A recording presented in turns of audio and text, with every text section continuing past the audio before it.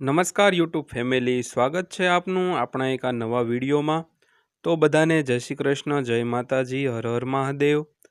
તો ગણેશ ચતુર્થી મધ્યે પેન્શનરો અને નિવૃત્ત કર્મચારીઓને એક મોટી ભેટ મળી છે અને એકદમ સચોટ માહિતી તમારી સામે લઈને આવ્યો છું। તો વિડીયો અંત સુધી જોઈ લેજો અને આપણી આ ચેનલ સબસ્ક્રાઈબ કરી લેજો અને વિડીયોને લાઈક પણ કરી દેજો। તો જૂની પેન્શન યોજનાના સમાચાર।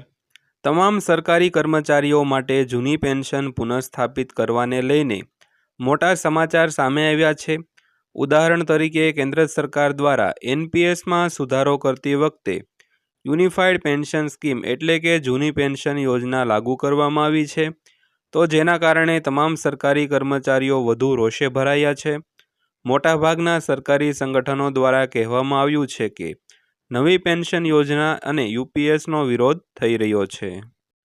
તો બીજી બાજુ યુપીએસ પર કેન્દ્ર સરકારના નોટિફિકેશન બહાર આવે તે પહેલાં જ ઘણા સંગઠનોએ તેનો વિરોધ શરૂ કરી દીધો છે।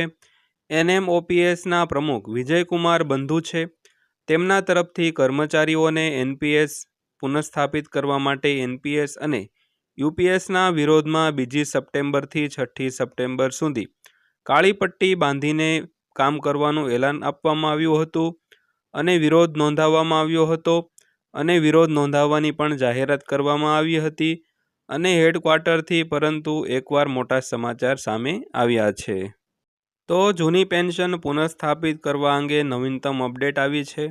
આપ સૌની જાણકારી માટે આપને જણાવી દઈએ કે 15 સપ્ટેમ્બરે દિલ્હીમાં રાષ્ટ્રીય કાર્યકારિણીની બેઠક યોજવાની જઈ રહી છે અને આ બેઠકમાં મહત્વપૂર્ણ કર્મચારીઓ દ્વારા જૂના પેન્શનને પુનઃસ્થાપિત કરવા અંગેનો નિર્ણય લેવામાં આવશે। આપ સૌની જાણ માટે જણાવવામાં આવે છે કે કર્મચારીઓને ગમે તેટલી લડત આપવી પડે, સરકારી કર્મચારીઓ આ સંઘર્ષમાંથી પાછળ હટશે નહીં।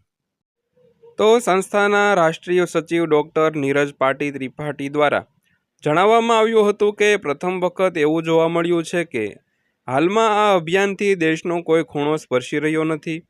કાર્યસ્થળો અહીં પ્રદર્શિત કરવામાં આવી છે અને તમામ પ્રકારના રાજ્ય કર્મચારીઓ અને સરકારને જૂની પેન્શન યોજના પુનઃસ્થાપિત કરવા વિનંતી કરવામાં આવી રહી છે। તો જૂની પેન્શન યોજના સમાચાર ટુડે। જૂની પેન્શનની પુનઃસ્થાપનાને લઈને આજે એક વધુ મોટા સમાચાર સામે આવ્યા છે કે કર્મચારીઓનું કહેવું છે કે યુનિફાઈડ પેન્શન સ્કીમમાં એવું કહેવામાં આવ્યું છે કે 60 વર્ષ પછી પેન્શન આપવામાં આવશે, પરંતુ અહીં ફિક્સ પગાર ઘણો છે।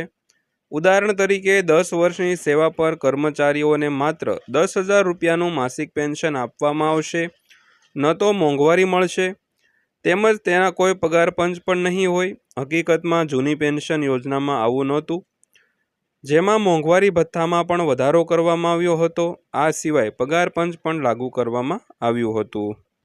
તો કર્મચારીઓ અને અધિકારીઓની સામાજિક સુરક્ષાને ધ્યાનમાં રાખીને જૂની પેન્શન યોજનાને પુનઃસ્થાપિત કરવા માટે 15 સપ્ટેમ્બરે દિલ્હીમાં એક્ઝિક્યુટિવ બેઠક યોજાવા જઈ રહી છે, જેમાં અમે આગામી આંદોલનની રણનીતિ બતાવીશું અને જૂના પેન્શનને પુનઃસ્થાપિત કરવા અંગે અમારી તરફથી શું રણનીતિ છે તે પણ કર્મચારીઓ જાહેર કરી શકે છે।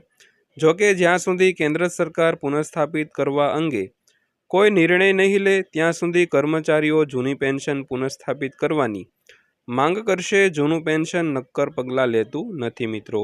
તો મિત્રો આ આજની માહિતી પસંદ આવી હોય તો વિડીયોને લાઇક કરી દેજો અને આપણી આ ચેનલ સબસ્ક્રાઈબ કરી લેજો, કારણ કે રોજે રોજ આવી જ માહિતી તમને મળતી રહેવાની છે।